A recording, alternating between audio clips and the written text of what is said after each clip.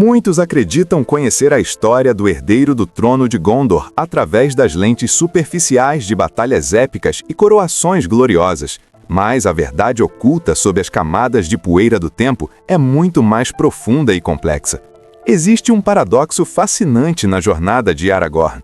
Como o homem destinado a ser o maior rei da Quarta Era passou a maior parte de sua vida nas sombras, sendo chamado de estranho e vagabundo por aqueles que ele jurou proteger. O senso comum nos diz que um rei nasce para o esplendor. Contudo, a linhagem de Isildur foi forjada no exílio, no silêncio de Valfenda e nas trilhas perigosas do deserto. Prepare-se para descobrir que os segredos da Terra-média não estão apenas nas grandes canções, mas nas escolhas solitárias de um homem que precisou esconder sua própria luz para que o mundo não mergulhasse nas trevas.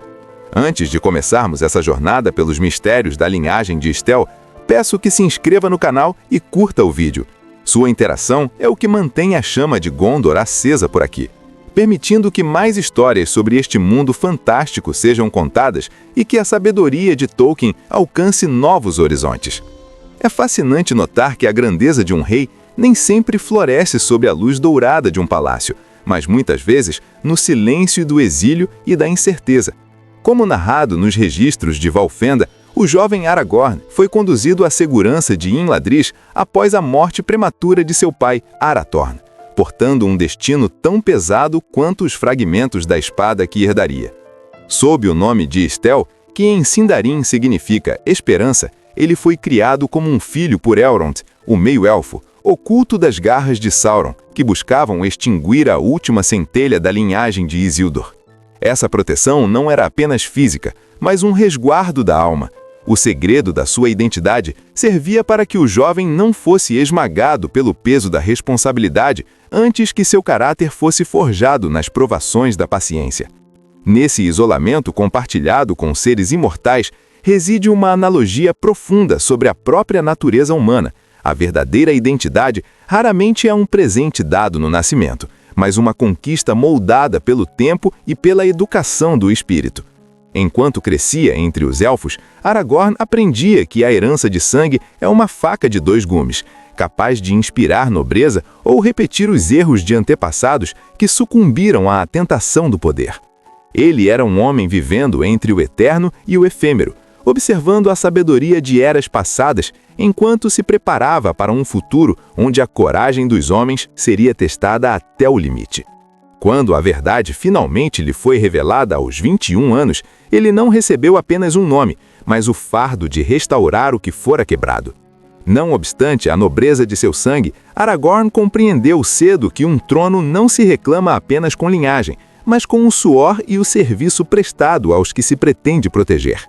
Sob o pseudônimo de Thorongil, a Águia da Estrela, ele percorreu as terras de Rohan e Gondor, servindo a senhores como Tengel e Ectelion, sem jamais revelar sua face real.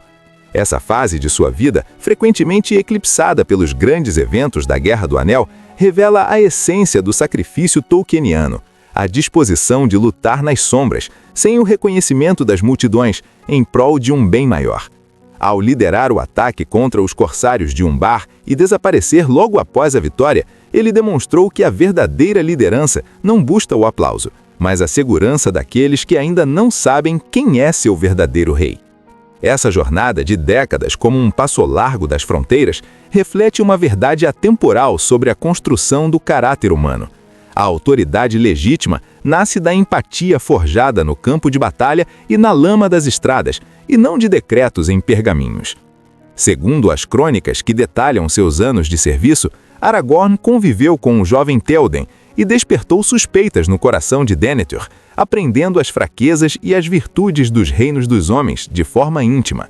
Ele não era um estranho vindo do norte para reivindicar uma coroa, mas um veterano que já havia sangrado por aquelas pedras muito antes dos povos de Minas Tirith saberem seu nome. Contudo, essa vida de vigilância e anonimato era apenas o prelúdio para um encontro que mudaria o destino da Terra-média. É fascinante notar que, enquanto o mundo desfrutava de uma paz aparente, Aragorn mergulhava nas tarefas mais ingratas e perigosas a pedido de Gandalf, o Cinzento. A caça a Gollum, narrada com sobriedade nos apêndices do Senhor dos Anéis, foi uma prova de resistência que beirou os limites da sanidade humana. Por anos, o herdeiro de Gondor rastreou a criatura miserável através de pântanos fétidos e desertos sem nome, culminando na captura nos arredores do Pântano dos Mortos. Essa tarefa não trazia glória ou canções, mas exigia uma disciplina férrea.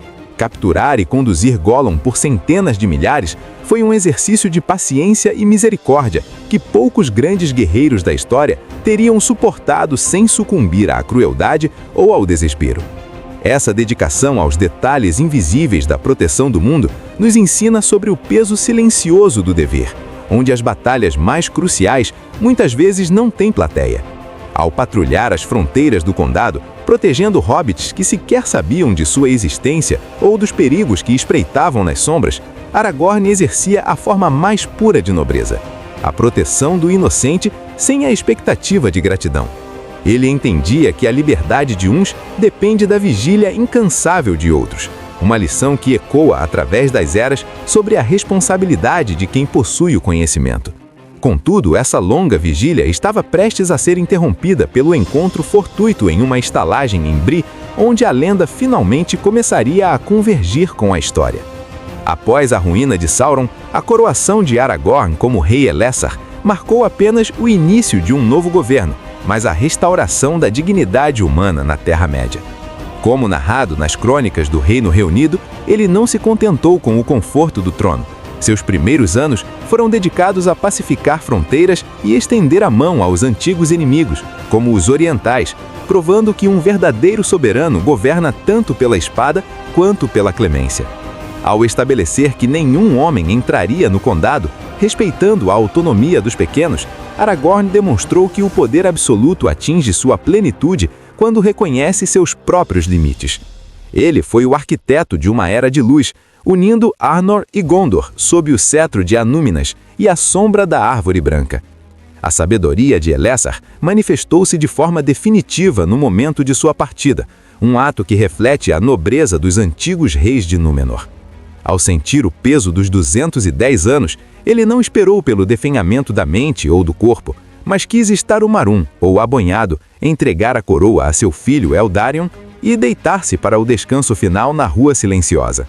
Essa escolha revela uma lição profunda sobre a impermanência e a aceitação. Saber o momento de deixar o palco é tão vital quanto saber o momento de agir. Com sua morte, o último elo vivo com a Terceira Era se partiu e a Sociedade do Anel tornou-se memória. Contudo, o legado de um homem que foi Passo Largo, Thorongil e Elessar permaneceu como a prova de que a esperança é a chama que nenhuma escuridão pode extinguir. Ao revisitarmos a trajetória de Aragorn, somos confrontados com uma pergunta que ecoa além das fronteiras da Terra-média. De que matéria é feita a nossa própria esperança?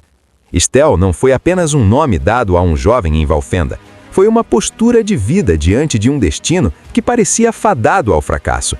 A vida do rei Elessar nos provoca a refletir sobre nossas próprias jornadas. Estamos dispostos a enfrentar nossas sombras e agir com retidão, mesmo quando ninguém está olhando e quando a glória parece um horizonte inalcançável? Em um mundo que muitas vezes valoriza o brilho imediato, a paciência e o sacrifício de Passo Largo servem como um lembrete de que as raízes mais profundas são aquelas que sustentam as árvores mais altas. Como você tem lidado com o peso das suas escolhas e com o legado que deixará para as gerações futuras? Agradeço imensamente por me acompanhar nessa imersão pelas crônicas da linhagem de Isildur. Se este mergulho nas profundezas do Legendarium despertou em você um novo olhar sobre a obra de Tolkien, peço que se inscreva no canal e deixe seu comentário. Sua interação é o que mantém a chama de Gondor acesa por aqui, permitindo que mais histórias sobre este mundo fantástico sejam contadas e que a sabedoria de Tolkien alcance novos horizontes. Convido-vos explicitamente a se juntar ao canal A Sentinela de Gondor para mais histórias sobre a fantástica Terra-média. Até a próxima vigília!